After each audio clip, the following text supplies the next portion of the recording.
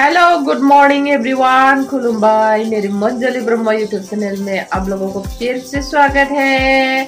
आंनि मंजली Brahma YouTube channel फिन खेबसेबाव रायलायनाय थाबाय। आसा खालामो नोंथांमोना बयबो मोजाङै दं, आंबो मोजाङै दं। आं सिखारनानै दाबो मोखांनि थाखाय जेबो सुवाखै। नायजाखाया फुल्लिनो मैखिल'द्राय दासो सिखारनानै ओंखाम ओंख्रि संगासिनो आङो। गालिया फरिखा दंना दिनै एमाइल सोरांजेननायनिफ्राय मानबायो दैसाया खारलांथारबाय हनै बिफाजों गारि फुगारनायाव। स' दिनैनि भिडिअखौ बेनिफ्राय स्टार्ट खालामसै। स' नायलांबाय थादो होमबालाय। हौवा आरो नाहरलाय दे गस्ला गिन्दिया गासिबो जिजोबनाय बिखुंजोंबो बे गस्ला गिन्दिखौ बिसिनानै होआबा अबेनिफ्राय फैदोंना फैसा मागिनो फैदोंना माथो। दे बे गारिया फुगारना होलां जोंनिया। गस्ला गिन्दि जिलायलायनाय गस्ला गिन्दि जिनायखौ बेनिफ्राय साबसिन बिदिखौ गारि फुगारो बियो। बेनिफ्राय साबसिन गारि फुगारो बेखौ मानसि गानबाय थानांगौ नोङो। उदैयाव जिलायलायनाय बेखौ माहाय गानबाय थानांगौ नोङो। बिसियाबो माथो आरो गानबावगोन नोङो बेखौ।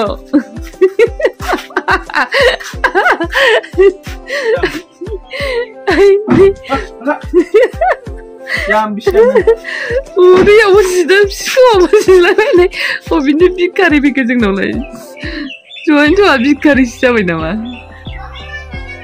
उदैया नोङो ओरै जिलायलायनाय।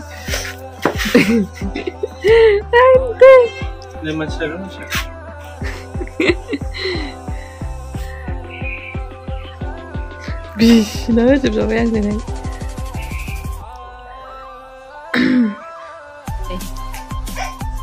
नुबाय बिराद गाज्रि जाबाय दैसानि गियाना। दलद थाया नायलाय।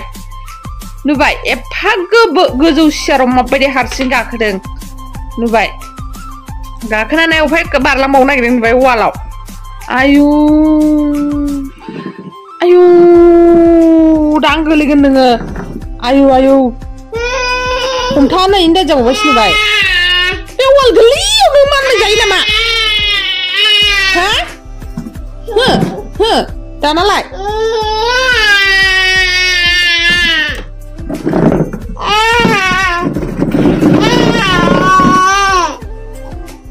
बेथा बांद्राय जाथारबाय बे गथ'आ। नुबाय माबायदि गाव गोलैगोनखौ मिन्थिया बे जेबो। आयुनो नै बेनिफ्राय आरो बारलांबावगोन बे बाव।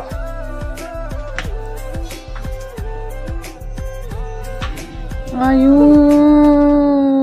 हौवाबाखि बिदि जाथारनांगौ।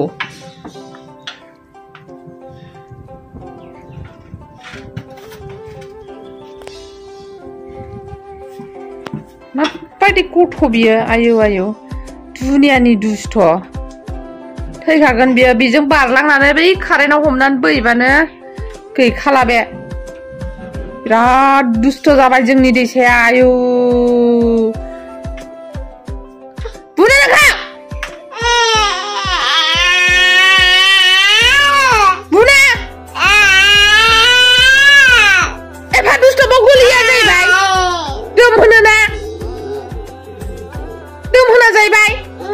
गाबथादों नै नङाबा नोङो दम होनोना आइदि होनोना। आइदि होननायखौ मिथिया।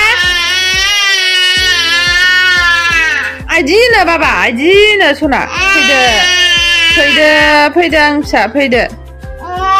आयु फैबावा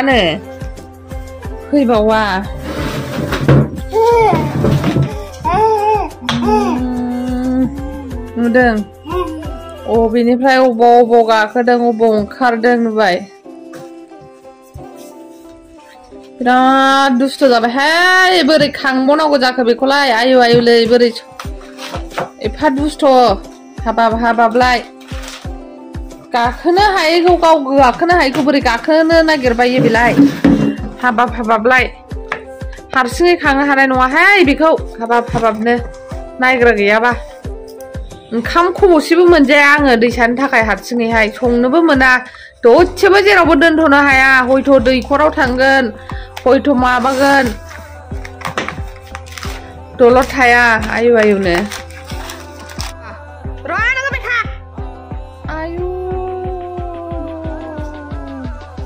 मा जातनि गथ' जाखोबाल बै कारेन्टआव दांहरखागोन बियो मोनहानायबा बे माबाखौ नैबे रेकखौहाय बोखारनांसिगोन आयु आयु आयु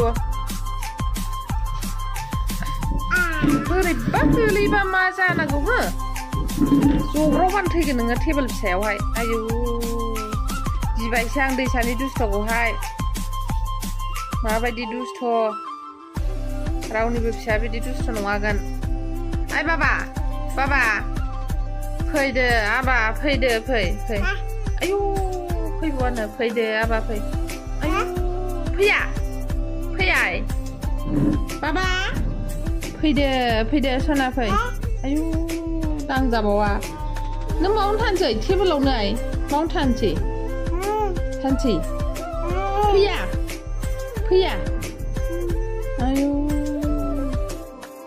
टेबोलाव मोसालायबावनोसै दे दैसा मोसा दे बागुरुम बागुरुम बागुरुम्बा मोसालायबावनोसै ना हरगोन बागुरुम्बा दैसाया बा बागुरुम्बा दे मोसा दे आबा नै गोलैयो आबा गोलैयो गोलैयो सना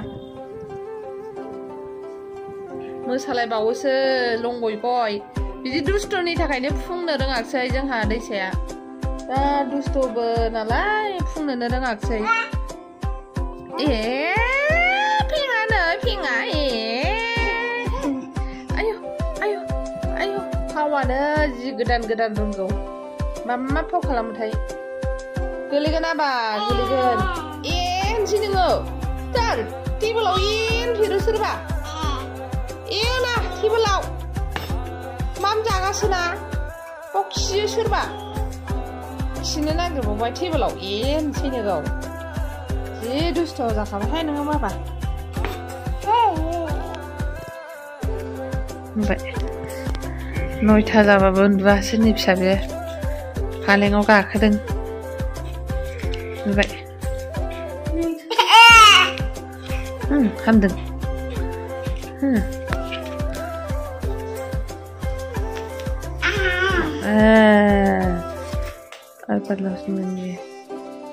नै ओंखारनो नागिरबाय नै आयु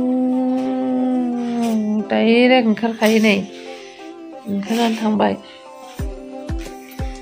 माबायदि गथ' बियो आरो गाखोहैबावगोन बियो नै थारमाने ओरै गाखोयो गाखोनानै ओरै बारबोयो बारबोनानै ओरै बिसिनाजों ओरै ओंखारनानै आरो ग्रोब ओरै गाखोहैफिनो बिदि जागासिनो आरो बे दहायनिफ्रायनो उन्दुवा बालानो एलाय ओरै बारबोफिनलाय बियो एलाय ओरैबायदि मासि दुस्थ' जाखो होमबा बियो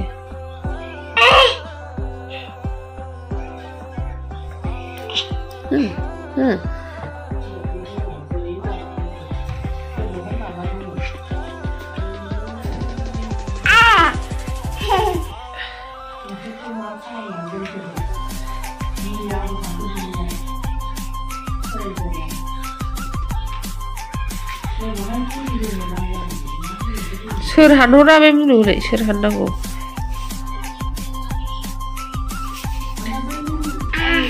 जोंहा आलुखौ आलि खोबाय आरोना सिदनि मुलि सारनानै ओमफ्राय आंहा मैगं खानोसै सेना कफि मैगं एवजानोसै आलुआ बिराद मोजां जादों